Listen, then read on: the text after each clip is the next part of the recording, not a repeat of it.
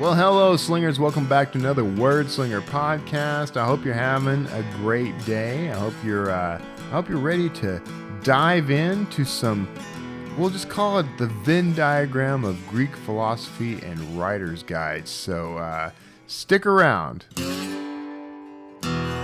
It's the Wordslinger podcast, where story matters. Build your brand, write your book, redefine who you are. It's all about the story here. What's yours? Now, here's the guy who invented pants optional, Kevin Tomlinson, the Wordslinger. Wordslinger. Well, I am Kevin Tomlinson, the Wordslinger, and I am happy to have you here. I'm recording this, and you may be watching this on Halloween. The Halloween evening is creeping up on us right now. I didn't wear a costume for this show, but I did dress up for the Writers Inc. podcast. So go find that on YouTube and check that out.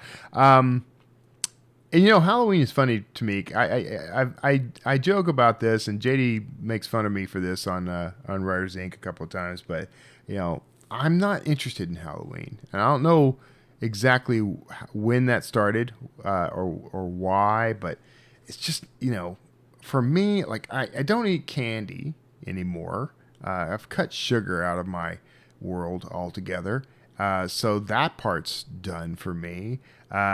Costumes can be fun, but all the expense and time and effort it takes to really do a good costume, like if all I'm going to do is hang out somewhere or answer the door for trick-or-treaters or something, then that's no good for me. I don't want to spend that kind of time. If I'm going to like an event or something, I would put the effort in. But and then I don't particularly, I don't know. I enjoy getting together with people, but unless we've got some sort of organized thing, I don't know. I've just never been big on any of that stuff.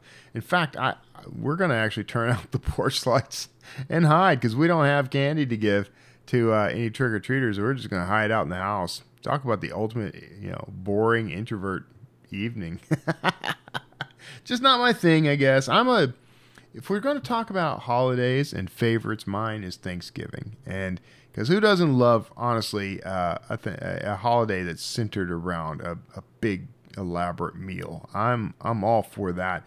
Plus, Thanksgiving has always been that holiday where everybody kind of, I don't know, you're the families come together from all over the country sometimes, and sometimes from or even around the world, even though the U.S. Thanksgiving isn't celebrated anywhere outside the country. But sometimes you'll bring family in for this stuff. And it's a holiday around the idea of gratitude. Who couldn't get behind that? But I love food, and there's all these specialty dishes. My best memories as a kid came from things like Thanksgiving. Our Thanksgiving dinners with family, the whole big clan gathering and hanging out. I have a lot of very specific, cool memories, and some of the ways that a lot of my family and I related together were over food, because God knows we didn't have anything else in common. So food was a common ground for me for relating to other people. So that's my holiday. Plus it's an autumn holiday. I'm a big autumn guy. It's just, I don't know, just much more my holiday. Ironic because I was born in the middle of October, so you would think that the Halloween would be it, but just not my thing. But anyway, all that aside, this episode we're actually chatting with Douglas Vigliotti. He's the author of a book called Aristotle for Authors, and what he's done is he's taken a look at probably one of the most useful guides for writers to come out of the ancient world, which was Aristotle's Poetica. Douglas has taken that and broken it down into steps effectively for authors to follow in guiding their own craft. And craft is something, I don't know, we talk about it in this space. It seems to me like we more often talk about the marketing than the craft of writing. Or we talk about the mechanics of writing, such as, how to hit a word count, how to get a book done. But we don't often talk about, like, sort of the basics of plot and the things that go into, making your craft really sing. Not often. I mean, we do talk about it. It's out there, but I feel like it's a neglected topic. But what interested me about this this topic and this interview and with Douglas himself is there's definitely a story here, right? It starts 2,000 plus years ago with a Greek studying for his own edification the process of poetry and storytelling in that format. He wrote it down as a sort of a journal to himself, and now it's something that people study and read. So there's an intrinsic story there. I love self-guided learning. I love the idea of I think each of us should write our own version of Poetica, our own deep dive into what makes story work. That's what this podcast is, actually. This is my Poetica. This is my deep dive into story and the elements of story, good stories, the story of a good brand, the story of an author's origin, all those things. That's what this podcast is. So, and I'm actually going to be leaning into that a little more in the future, but I'll talk more about that later. But for now, I really want you to enjoy this interview with Douglas Vigliotti about Aristotle for authors. So listen in, stick around afterwards for a note at the end, and I'll see you there. Well, I had to start recording right away because me and today's guests have been chatting for maybe, 5 minutes, 6 or 7 minutes. And we've already covered topics that I wish we had recorded. Yeah. So, and I didn't ask you. I meant to ask you before we start because I always try to make sure I'm pronouncing people's names correctly. But Douglas Vigliotti? You pegged it. You got I it pegged dead it. on the nose. Excellent, man. And I put myself on the spot when I do that live on air because, if I got it wrong, I'm a schmuck. But Whatever it was going to be, I've been called a lot worse. So yeah, it oh doesn't. yeah, I'm sure. Yeah, look, Tumlinson, man, just let it rolls off the tongue in all the wrong ways. So welcome to the show, man. I've started reading your book. I'm enjoying the hell out of it. We're going to be talking about that today. Aristotle for novelists. For those watching the YouTube channel, you get the preview of the cover. And this guy's on pre-order right now, you say, right? Like, when's it releasing?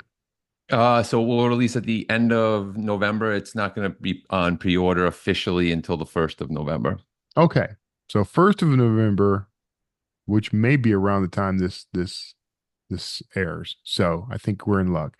I think this episode may actually air on the 1st of November.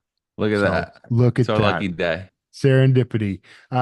So yeah, okay. First off, I do want to talk about the book. I want to talk about a whole bunch of other things too. So you are a novelist and also not a nonfiction writer now. Have you written other nonfiction works before Yeah, this? so actually, yes, I have. I've written a couple. So my first two books were both in the nonfiction, big idea space. This kind of fuses nonfiction, big idea with more of my what I would consider not that big idea isn't a purely creative subspecialty, but it's definitely not writing novels, right? So this kind of fuses those two passions together. Yeah. And you have a podcast, which I always love talking to podcasters. I You do. guys get it. Yeah. As much as we can get it in this world, I That's get right. it. That's right. That's right. So, when you first approached me about this, I was already kind of intrigued because I am a student of philosophy. I mean, I read, I've got on my desk within range right now, there's at least 3 different books. I've got, of course, Marcus Aurelius, just to as every Stoic must have, the Bible of Stoicism. So I was already intrigued, but what you're doing here, and I confess to you in the audience, I have not finished the book, but I've been reading it all morning, and In all I fairness to you, I got it to you late, so it's not not. that late. There was probably time where I could have at least read most of it, but I've had a whole bunch of things happen. I've got the standard excuses about why I didn't get to it right away. But nevertheless, I have gotten to it, and it will probably be read by the end of the day, knowing me. Uh, That but means that's a good thing. That means it's doing oh its yeah, job. well yeah, it's exactly right. Because I know I think I've probably read quite a few. You have a whole list of books to read in the back, and that's kind of a theme of yours. Books for book was it Books for Men? What is Books it? for men. Books for men. Booksformen.org, which will be in the show notes. I love what you're doing here, man, because first of all, this book is aiming at teaching you sort of the lessons learned from Aristotle's Poetics, which is a book that you hear about a lot if you are studying craft. You mentioned Aaron Sorkin in the first like opening of the book, and I watched that. I did that whole master class, Oh so wow, I yeah. was already a fan. What prompted you? Like, what drew you to poetics in particular? Well, exactly what you alluded to there in that opening is that when I wanted to start writing fiction, way back when I first started writing fiction, I, there wasn't a lot on story.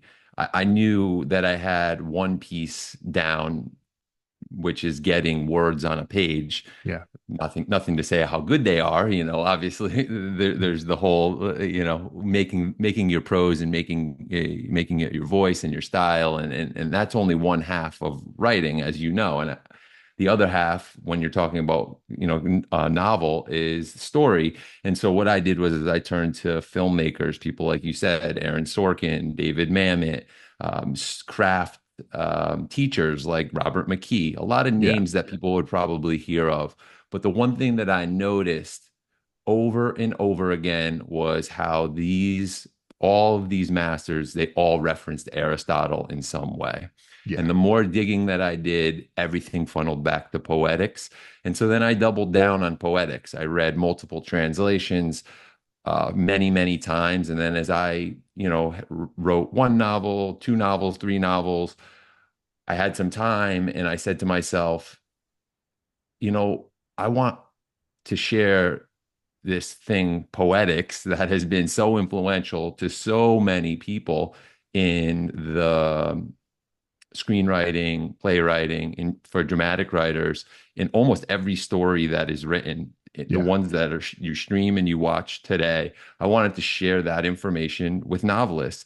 Not that they hadn't heard it before, but there wasn't a resource that packaged it up in a way, in my opinion, and I scoured, that was really consumable for the novelist. And so, like I said, I had the time and it was something that was gnawing at me. And so I finally, put my nose to the grindstone and got it done. Yeah, you saw a void in the market and filled that void. Yeah, but more, That's so, Kevin, it's how I learned.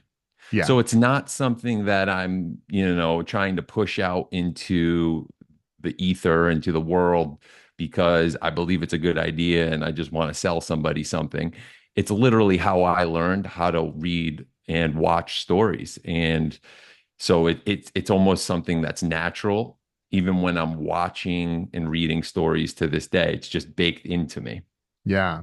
What and it's you actually shared something that I didn't realize, which was that this is part of a body of work that's just sort of the remains of a much larger body of work. And we're actually missing the sequel to this book, which was about comedies, which is that makes my brain itch, man. Like Yes. I So I have to find that somehow. yeah, yeah, you and me both. You and me both. It's funny you mentioned Marcus Aurelius at the top of this episode, or top of this conversation, and just like I'm assuming you're talking about Meditations, the book that you have Yeah. Yeah. on your nightstand there. That book was another book that was never meant for public consumption. And so Right. many of these ancient works were never meant for public consumption. And Poetics was one that was similar. As you alluded to, only 31 of, I think it was almost over 200 of Aristotle's works were actually recovered. So there is a lot of work out there that was never recovered, and Yeah. um, it was never intended for public consumption. And just for people who aren't aware of what poetics actually is, it is the Aristotle's notes on the nature of tragedies and epics. And as you just mentioned, the comedy half, he talks about it at the end. He says, and now I'm going to move on to comedies. And that's it. It's like a cliffhanger that we Yeah. never got the answer to. Thankfully, we have Yeah. a lot of other masters of craft to kind of help us along in understanding what an Aristotelian comedy is. But yeah, so that's where he left us. Yeah. And I think it's interesting because I don't know what it is about Greek literature and Greek philosophy that has just grown in appeal with Western culture. I don't know why that's happened, but clearly we have an obsession. But he comes out of that whole Socratic school of like you have to wonder why he would even write the stuff down in the first place, especially if it wasn't meant for someone else. Like he was taking notes about this for his own edification. You know, Right. that's really interesting to me. What do you think the motives would have been there? Like, why? Why is he exploring that? I think, like so many of these great thinkers, they're just naturally curious, right? So you mentioned my podcast just moments ago, Books for Men, and I had featured Leonardo da Vinci's biography Yeah, on there, the one by Walter Isaacson. And that was something that he did.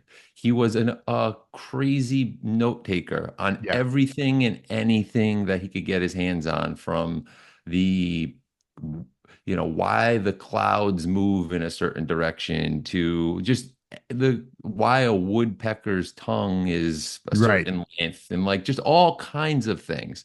Yeah, And so I think looking at a lot of these great thinkers, people who leave their mark on the world, they are constantly thinking about things. And it's natural to, if you are consumed by something, to want to codify it in a way and make sense of it, if not for the world, but then for your own, for yourself. I mean, I know for me, when I write, writing is a way to make sense of my thinking a yeah, lot of times, and yeah, so, I mean, I'm no Aristotle, but that idea, I think, is transferable, in that when you do codify something and you force yourself to niche down on it, maybe storycraft would be a good thing for a yeah, lot of people to niche down on. You're going to learn more about it, and you're going to become, and Aristotle specifically was a polymath, really. I mean, right. he did this in a plethora of subject matter, economics, you name it. He was basically politics. He was pretty much ahead of the game. He was a polymath before we really even had a term for it. Yeah, yeah. That's and I have an obsession with polymaths. And studying the whole and like Da Vinci, of course, is the one that it comes to everyone's mind. But I aspire to be a polymath, but I fall well short of what guys like Aristotle have You and managed me to both. You accomplish. and me both. Yeah. We should work on that. What we need now is Da Vinci for novelists. Do you Maybe think one Da day. Vinci? You think if he knew that form, or I guess even if it ever occurred to him, you think he would be a novelist? You think he'd try it? Um, that's a good question. Has nothing to do with your book, but I I'm think, always curious. yeah, I think if he was interested in it, he would have done it. And That's a good point. the, I think that is where I would leave that, Yeah, because he strikes me as someone who, if he wanted to do it, he would have done it. yeah. I think I agree with you on that. Yeah, and I had so I have a master's in education that's not really being used for much these days. But one of the things I did learn from it was that if you really want to understand a subject, um, you teach it to someone else, right? And I think what you've hit on, and I think what Aristotle did for himself, and what a lot of polymaths do, is teaching it to themselves as a third party. I think that's what I feel that's what's happened. The There's, other thing, yeah, the other thing that I will just hit on here, and I had this in the book, but I took it out of the book because I didn't feel like it fit. And I'm sort of radical in that way when it comes to editing. I will axe and axe and axe and yeah, axe. I mean, that book is a short book, but it was actually probably 45, 50% longer than the one you have in your hands.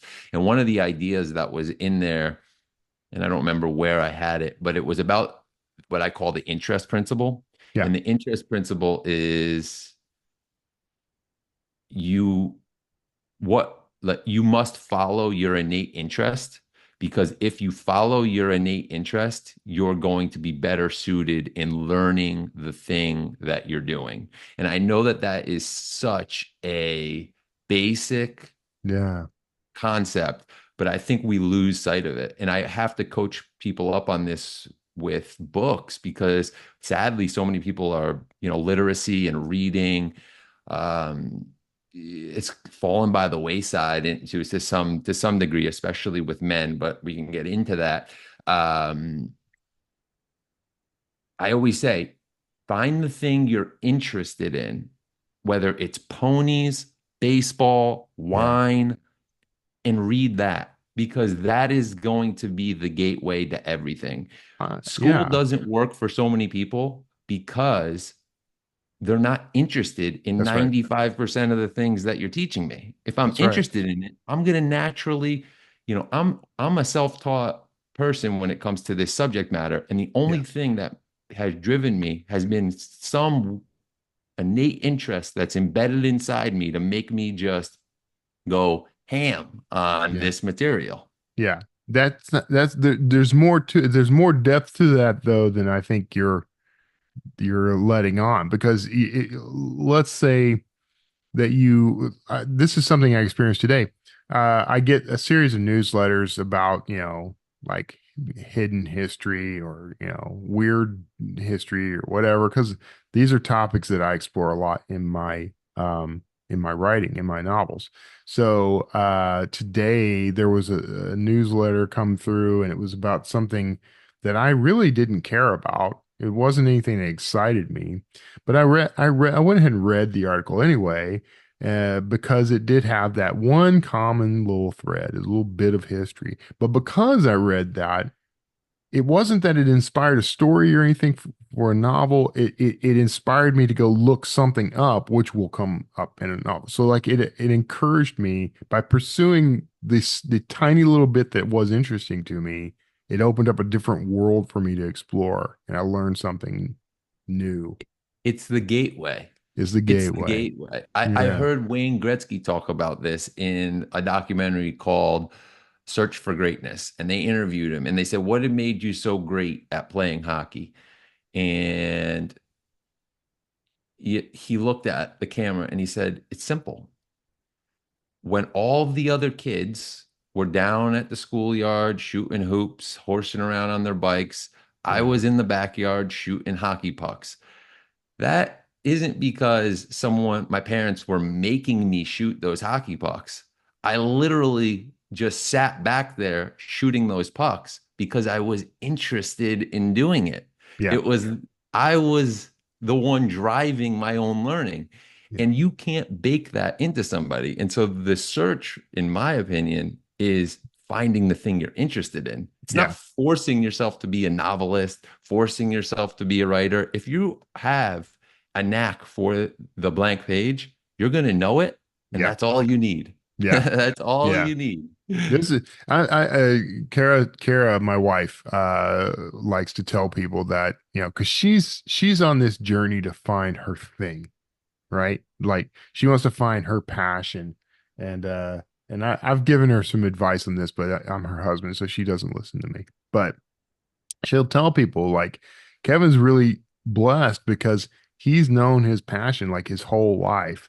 And she's absolutely right. Like writing, telling stories was the thing I was going to do. Like I did it, all the way back, like before I could scrawl anything on a page. So I've been very fortunate in that. But the trick for me has been I'm interested in a whole lot of other things and I want to talk about them. That's the secret. But that's what's beautiful about being a writer, right? Right. Exactly. You can infuse all of those other things you're interested in into the stories that you're working on or the That's right. material that you're working on. Yeah. It's the beauty of, I'm a huge proponent of finding the thing that you could whittle away at in life. Hmm. It doesn't have to be writing, but it has to be something that wakes you up and you're able to whittle away at it every day. It Yeah. could be gardening, it could be anything, but that thing is the thing that gets you through. It's like the thing that makes it, life is hard, man. Yeah. It's challenging. And like if you have a craft that you're committed to, whether it's a hobby or you're putting work out in a professional manner in the world for people to purchase, then it's still the waking up and being interested and finding the little problems and solving those little problems. That's it, man. That's what Camus was talking about when he was talking about Sisyphus, right? Yeah. Pushing that rock uphill. And every time that rock gets up, it would get pushed back down on him. And it's always about pushing that big boulder up the hill. Yeah. Yeah. As someone who has spent a lifetime pushing boulders, I relate.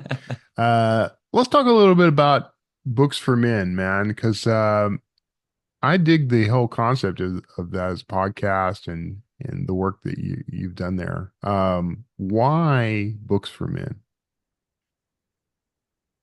It's a good question. So I think it's an open secret in the publishing industry that men don't read. I Yeah. think, you know, when I say that to men who do read, they look at me like men don't read. But the vast majority, I think it's safe to say they're not reading. And I Yeah. don't even need big data, although there is big data to support this. Just go around your friends Yeah. and poll a group of guys. Hey, what are you reading? Are you reading? You'll be lucky if one out of the 10 are actually reading something. And Yeah. if they are, the chances it's a novel is slim. Yeah. Most times it's nonfiction. And I think that there's a lot of reasons that this is the case, but either any of the reasons that I could state or talk about doesn't absolve the fact that I think it's true, right? And then I'll also just mention that there is some nature with that, but I do think that we're getting into a little bit of a nurture situation because the facts are the facts. The publishing industry is vastly female. And so I think that there's some self-selecting that occurs with that Hmm. because, it's just by its very nature, right? And so I don't think that there's any bias necessarily. I just think that, you know, it's more likely that women read women, men read men. And if there's less men in an industry, then there's going to be less men that are, you know, books for men that are coming out into the world. And I don't think that that was always the case. I think this is a newer Yeah. phenomenon. And by the way, what the stat that I just mentioned, which I didn't mention a stat, but I think it's any like 75, 80% of the publishing industry is female, something of that nature. The data is out there. You can look it up. Yeah. The um oh, I lost track of what I was going to say. Of course I did because I was ranting on about the situation and then I forgot. That's okay. That's okay. No, no, no. I lost my train of thought. It I got was, whole episodes where I lost the thread, so no worries. Well, so we'll funny, work so on. I don't funny. want to disrupt you trying to get back to it, but we'll work on that. I don't, if you All I come up, was, go all, ahead. all I was insinuating is that this is where I was going with it. This is a unique thing in the creative marketplace. So no other creative industry has that demographic split. Yeah. Filmmaking, the music business, they're still vastly male. Publishing is very unique in that way, and that's where I was going. And it wasn't always like that. And No, for it back, wasn't. Yeah. and I'm not. I understand the correction, and we could talk about the depth of that, but again, all of these things don't alleviate, in my eyes, the truth in that there's less men, there's less readers of male books, there's less male books being published, designed for them specifically, and it's a function of the market more than it's a function of, because if you talk to agents, you talk to editors, they'll tell you who's going to buy this book. Men Right. don't read. And Right. so, like, yeah, the general public doesn't know that, but if you're talking to people in the industry, they'll say it to you, and you'll have Yeah. that conversation with them behind closed doors, and it's Yeah. like this open secret.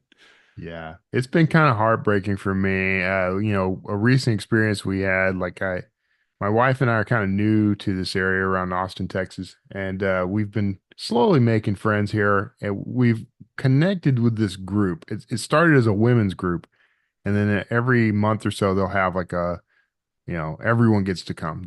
All the husbands and everyone get to show up too. And the first time I showed up to one, I introduced myself, and people always ask what you do, and I said, "Well, I'm a novelist, and I got a bunch of books out." And 100% of them were like, "Oh yeah, I don't read." 100% of them, and it I broke my know. heart, man. And so that's why I'm doing the podcast. And someone Yeah, said to me, "Well, don't you think that it would capture more people if you opened up the branding to everybody?" I said, "I'm not telling women they can't listen to my podcast. I have a lot of female listeners. I hear from yeah, a lot of them all the time. The books are not uniquely for men. They're just I'm a man. I like this book. yeah, You might like it too. yeah, That's the concept of the show." yeah. That's good. Yeah, no, no, I think it's needed. And by the way, one of the things I appreciated about Aristotle for Novelists is that you included a list of books, a reading list at the end of the book. And I was pleased to see that I'd read a large number of these. So I'm always looking at those as a kind of like, how behind am I? And how ignorant am I? You bolded a few, and I'm guessing the bold ones do they have particular meaning to you? Like Bird by Bird is bold. Take to the grave top five. That's what I call them. Okay. If Okay. you're short on time and you can't fit in 30 extra books into Yeah. your reading. And I didn't include any novels there. Those are all just nonfiction Yeah. books related to creativity, writing, storytelling. For me, anything that's technical on the style side of writing, Yeah. um, novels make the best novels make other novels make the Yeah. best references for that, so I go agree. find whatever ones you like, avoid the mistakes that make you shake your head, and double down on the things that make you smile. Yeah, That's man. really I my I used I used to push like a list of books that I thought every writer should read. And I saw in your list here you had like Stephen King's On Writing. Uh, you got Bukowski's On Writing as well, which I actually have on my shelf over here, waiting to be read. But I recognized after a while that I was doing it not a disservice. I think everyone should read those books if you want to be a writer. But I think it's much better if you want to educate someone in being a novelist in particular, is to go find the very best novels you ever read and get them to read those. That's the best 100%. training. Yeah. So who is your training? Who was your training? You know Who what's funny? So, I grew up reading when I was a kid, I read things like Encyclopedia Brown and stuff like that, Judy Blume and all that stuff, which I know so juvenile now, but I mean, it was profound to me as a kid. But and then in high school, it was like Orson Scott Card and sci-fi writers. And then it suddenly, like in my 20s, it became I went back and read all the classic stuff that I skipped in high school, you know, like Great. Lord of the Flies, whatever. So uh, I think my big influence right now, frankly, I almost hate to admit it, but I think John Grisham is having a huge influence on everything I'm writing right now for some reason. I That's always think I always think it's funny. that when you read something that you pick up a book or a genre that you typically don't read or an author that you typically don't Yeah. read or haven't read, and then you read it and you like it, you're forced to ask yourself the question, Yeah. am I the person that likes this? Yeah. It's such a part of your like your persona, your identity. Like you have to know. You're right. No, you're right, man. That's exactly right. And you know how that came to my thinking? Hmm. Because when you turn on Netflix or you turn on Amazon, they have the recommended, Yes. right? And everyone's Yes. got their own algorithm. So when I'm seeing these things that are recommended to me, I'm thinking to myself, am I the type of person that watches this? Yes. Yes. Because they're recommending me this. They keep recommending stuff on Netflix, for example. I'm like, there's no way I'm gonna like that, you know.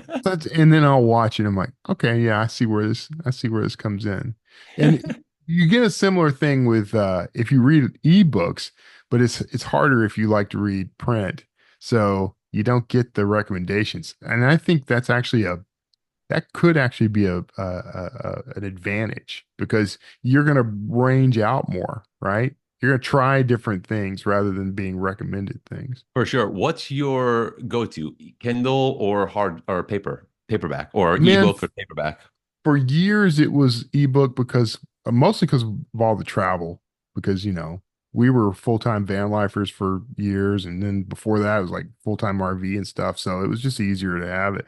And so for a really long time I would only read ebooks, but I don't know why, but like the past year or two, I've just gravitated back towards print. And I love I love a hardcover because it's special.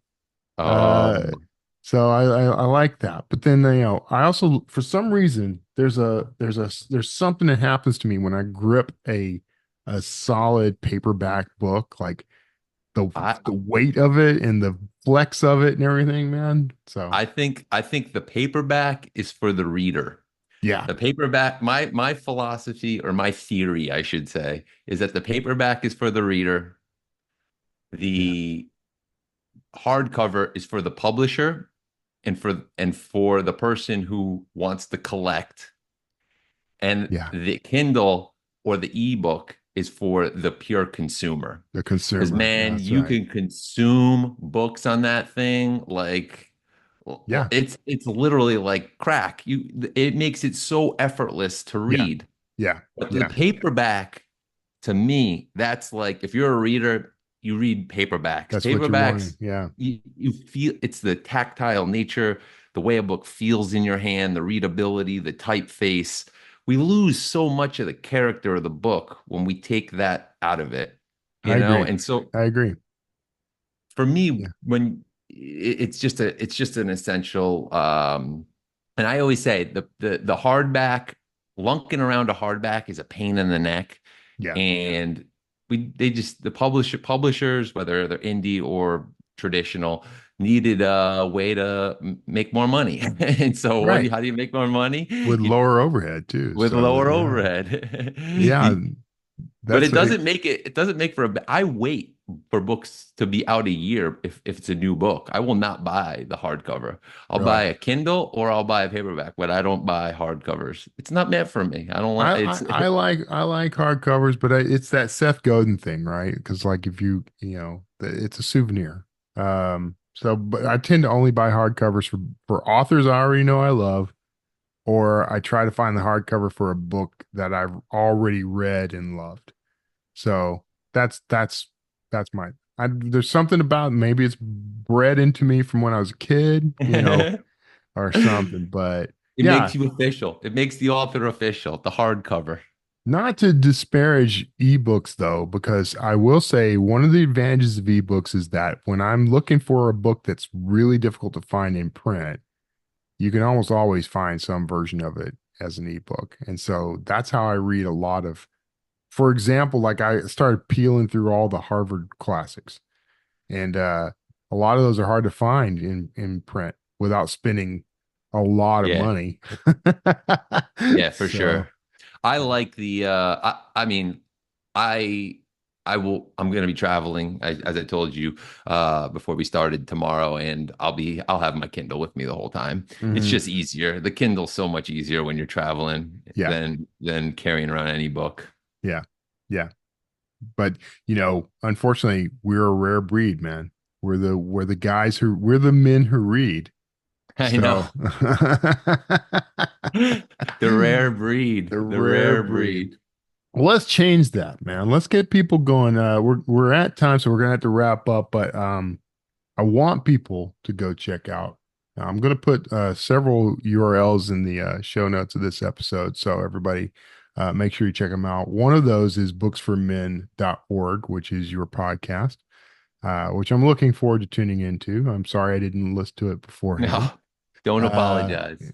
by the time this airs, I will have heard at least 10 episodes. Let's just put it that way.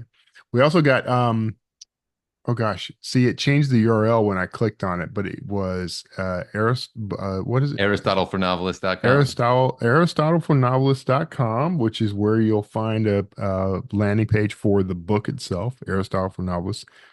Pre-order starts on November 1st. And so what else should the listener and viewer know about you and these books, man?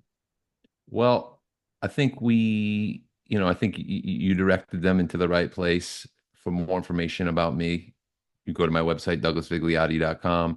Aristotlefornovelists.com is where you can find out more about the book. There on that landing page or on that website, there is a nifty little 10-question assessment as well that any writer can take to help determine if their story works based on Aristotelian principles. That was something that I put together specifically for in conjunction with this book. It's a nifty resource. It's questions that I ask myself to this Yeah. day. No. Um, if not when I'm creating, when I'm watching stories, especially. So it's a pretty cool resource in that way.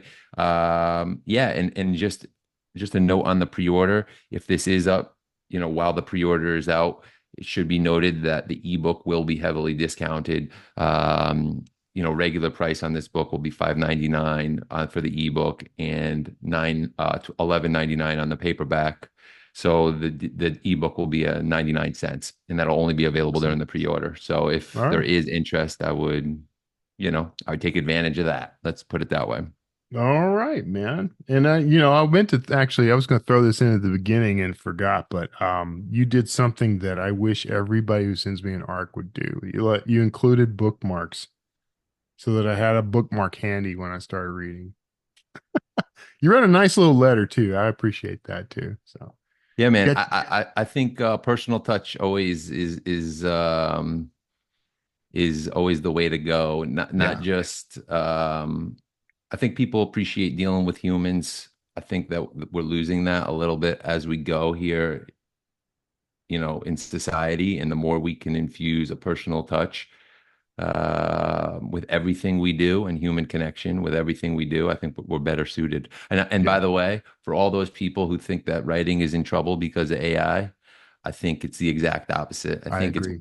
more important than ever to be a creative person Yeah. and to own your voice and to be authentic. And people are going to be dying to hear from you in the future because as things move farther away from that, you're going to become more precious. Yeah, That's I actually I make that argument a lot. I think that far from creating more competition, AI is actually helping eliminate and kind of clear the field and allow those of us who are doing this for what I think are all the right reasons will all rise to the top. So, I agree. uh, all right, Thanks so much for man. having me, man. I Of appreciate it. course, of course. That's Douglas Vigliotti. Thank you, sir, for being on the show.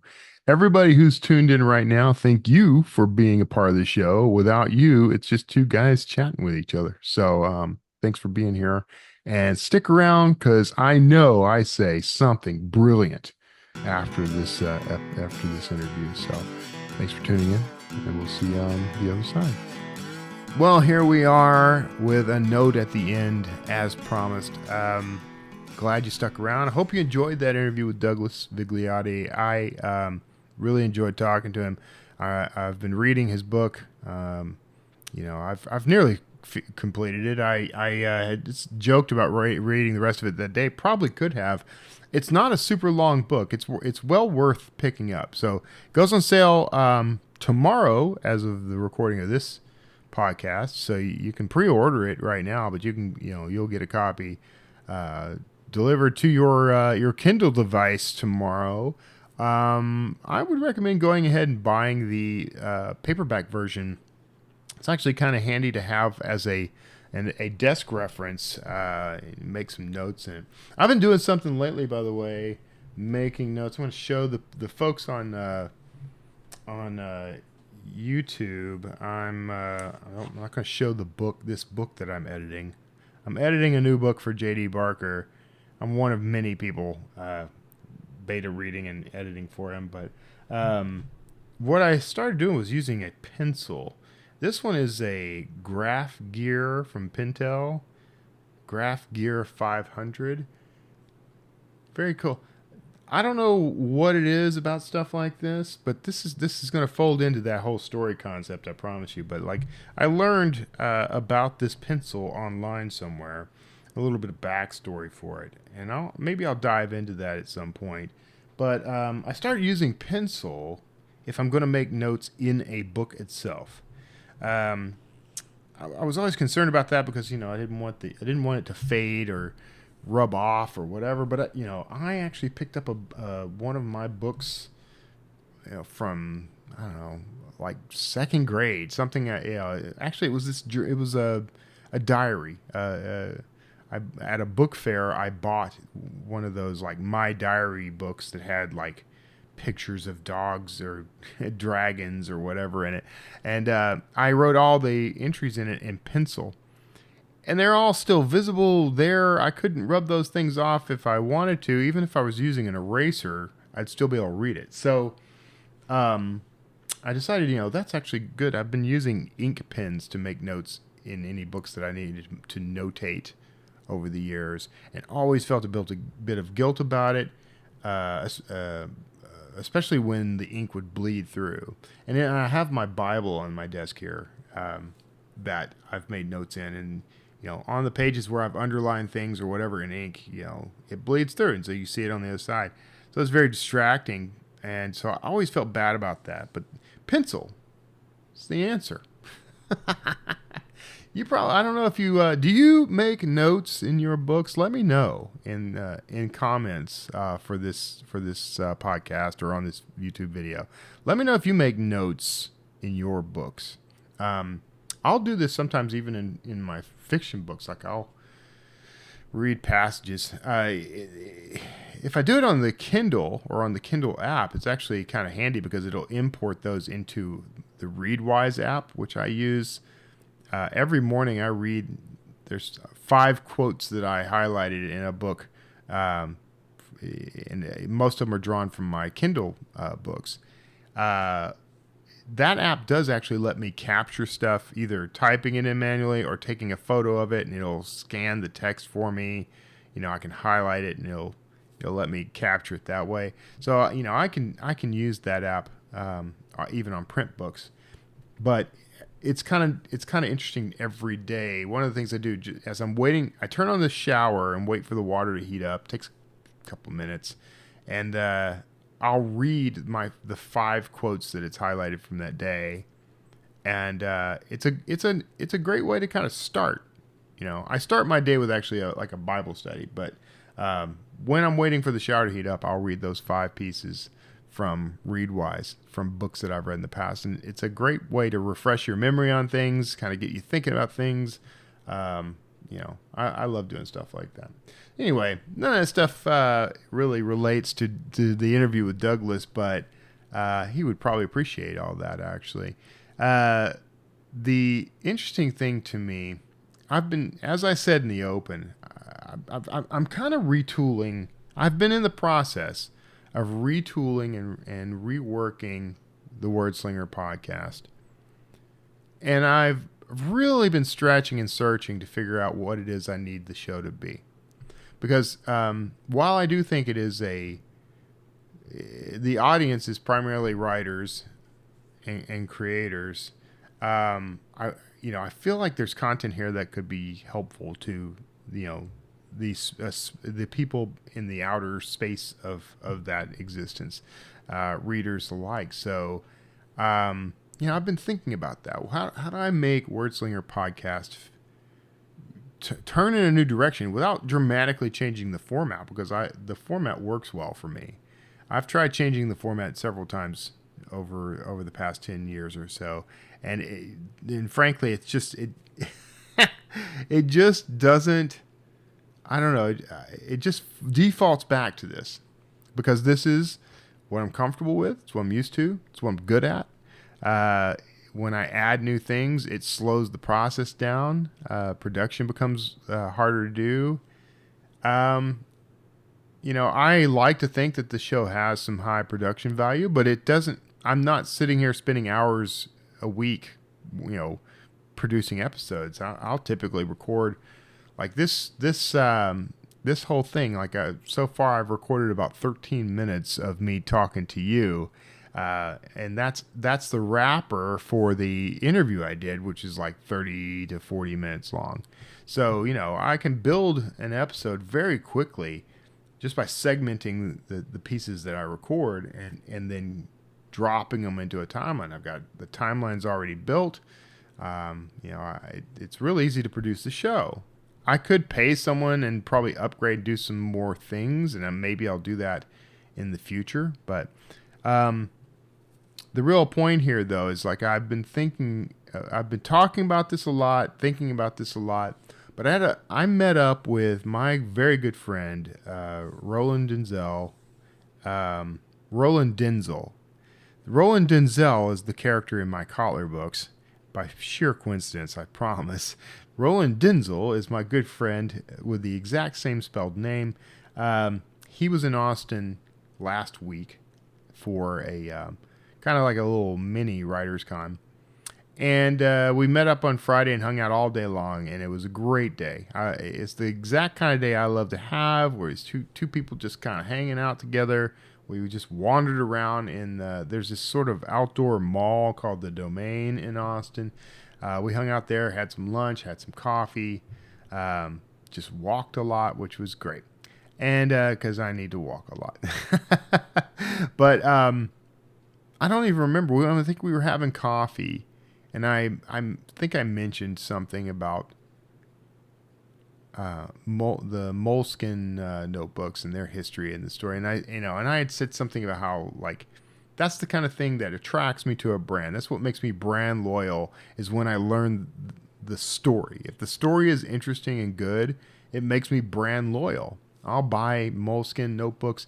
There are better notebooks. There are less expensive notebooks. There's better quality paper. There's better, and frankly, the original initial story that was always included with the Moleskine notebooks turned out to be complete BS. I mean, just a fabrication. It was just promotional language, It was a story, and it's partially true, but mostly fiction. But once I found that out, and then I found out the real history of the notebook that we know as Moleskine, then that became part of a larger story, and it made me even more brand loyal. I carry around one of these notebooks with me, different sizes and things. Like I got, I have this leather sleeve that I use for one. I prefer the 3x5 gridded Moleskine notebook, pocket notebook. But anyway, all that is build up. Roland actually said something to the effect of like, he's known me now for years. And one of the things he knows about me is that I like story, not in the sense of like I like someone to tell me a good story or to entertain me with a story, but I'm always out looking for the story of the things I interact with in the world. I want to know that this coffee mug that I use, there's a story here, and there is. I'm not going to go into it, but like I was one of the original people to buy a Stanley anything, and I've got my old Stanley Trigger coffee carrier, portable travel mug, and I don't think they're even making this one anymore. But I had one of these. I've had it for most of a decade, and so I have a relationship with the Stanley brand, and I love the quality of it and everything. So it's made me very brand loyal to that. And there's a whole story behind Stanley, and so those things, Roland pointed out to me that that's the kind of thing I'm interested in, and so it really clicked for me because I realized that's what I'm trying to do with the Wordslinger podcast. And I've been doing that all along, but have never been intentional about it. And I made a little note to myself about the things that I'm going to do with the show, which is what I'm kind of looking over at right now. But it's interesting because when I wrote the intro that's read by the Wordslinger announcer at the beginning of each episode, the guy says, it's the Wordslinger podcast. That guy, I wrote a line that says, it's all about the story here. What's yours? That line is actually a tagline for the whole show. It is a summary of what the show really is.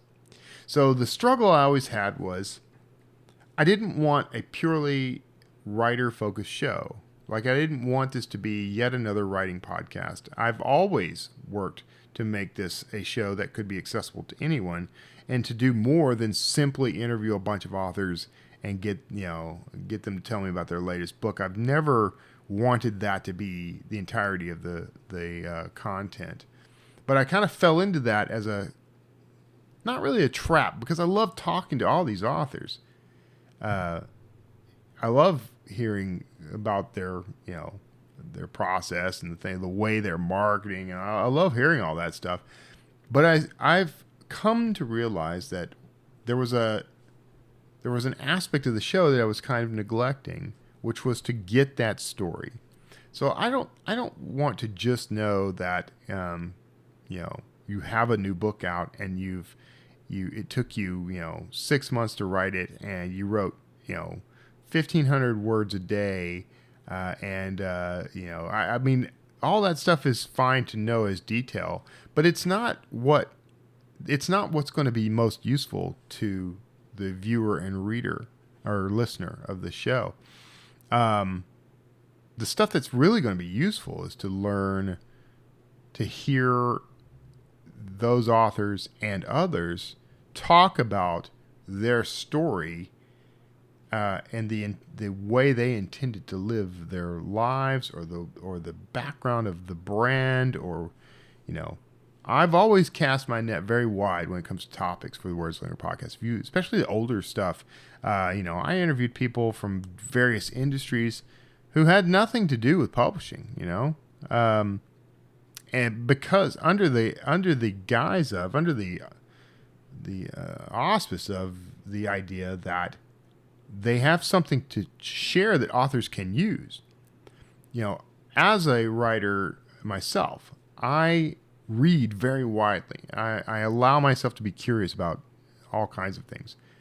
And because of that, my writing becomes more textured. There's a richness to it that wouldn't be there if all I ever did was read other thriller novels or read writer's guides, right?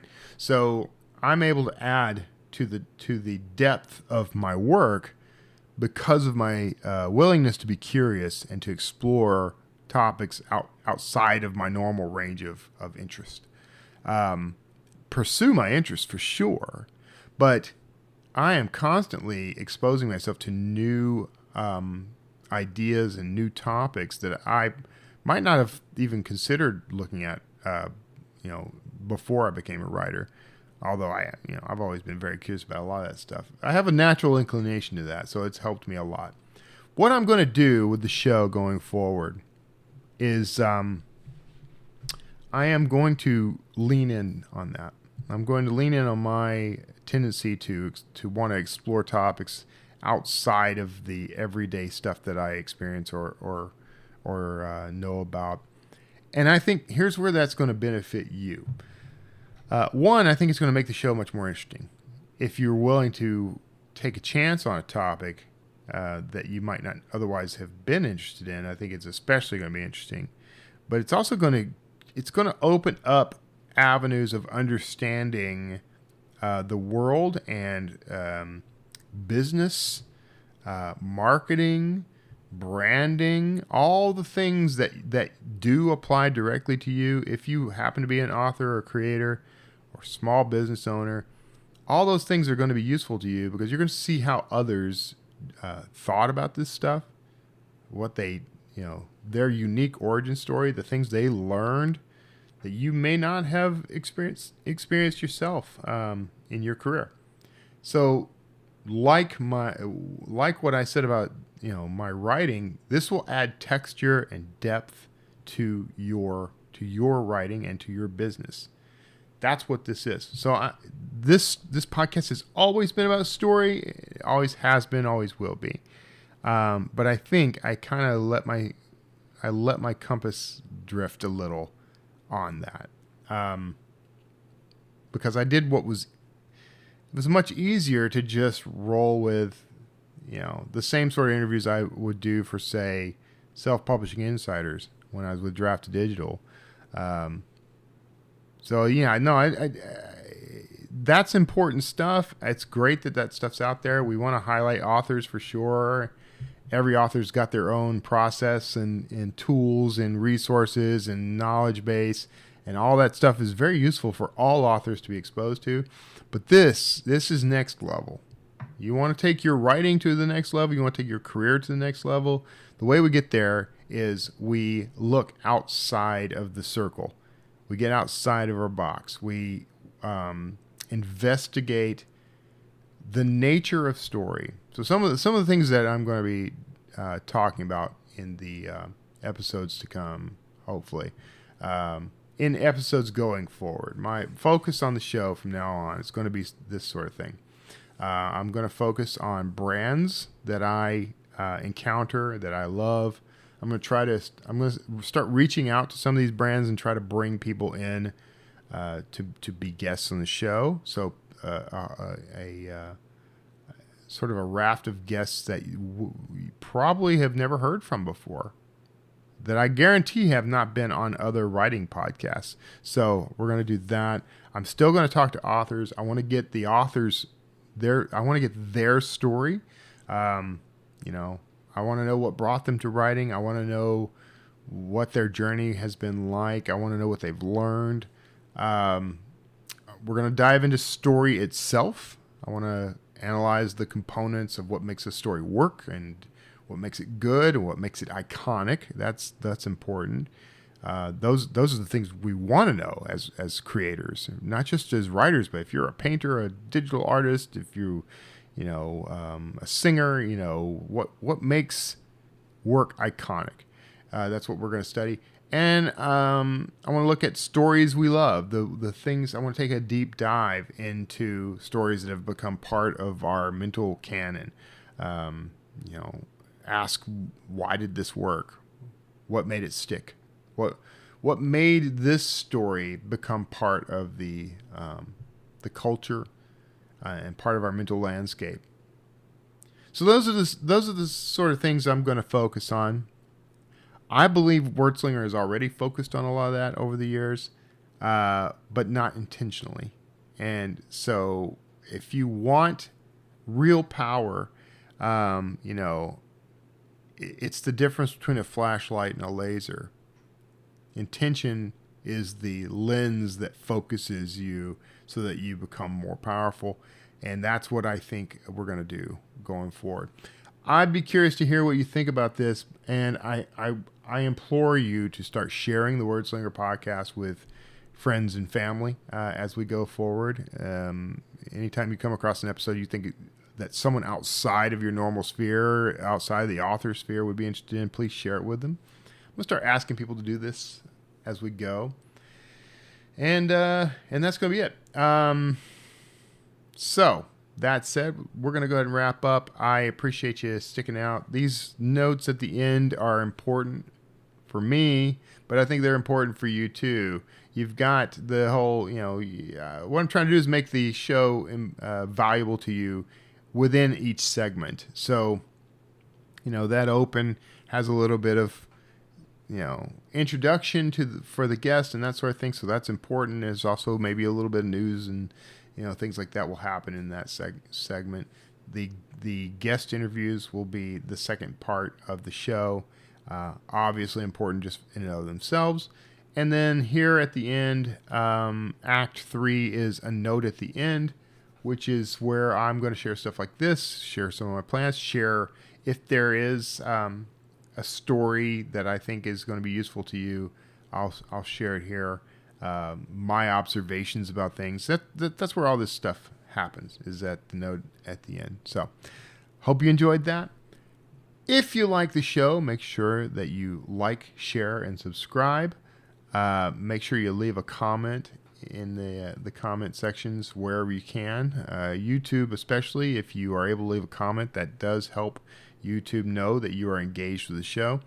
That share part of that equation is very important because I'm trying to grow not just the YouTube channel, but the podcast itself. So however you're consuming this, I'm actually starting to lean in, by the way, on because I host the show on Substack these days, and each episode has a full episode show page on Substack where you can also leave comments. So in fact, I need to make sure that is on there. But you can pop over to Substack and listen and or watch the show from there. You've got both options are going to be there now. You get all the show notes with links for everything related to the guest, plus some additional links that I include with each episode.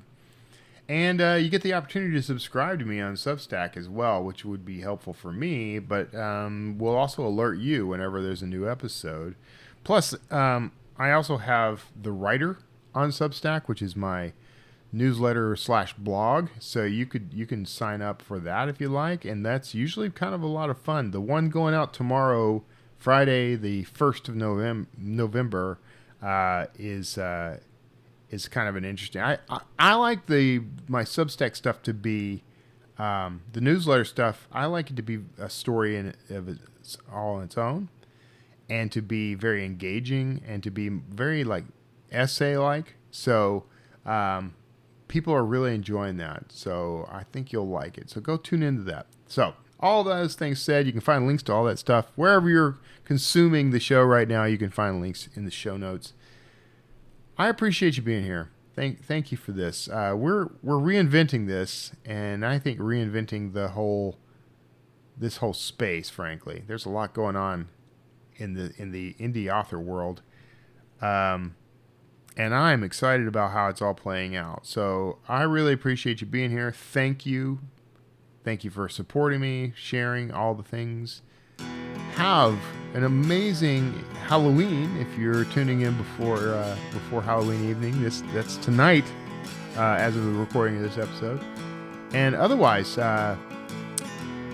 take care of yourselves. I'll see you next time. Wordslinger.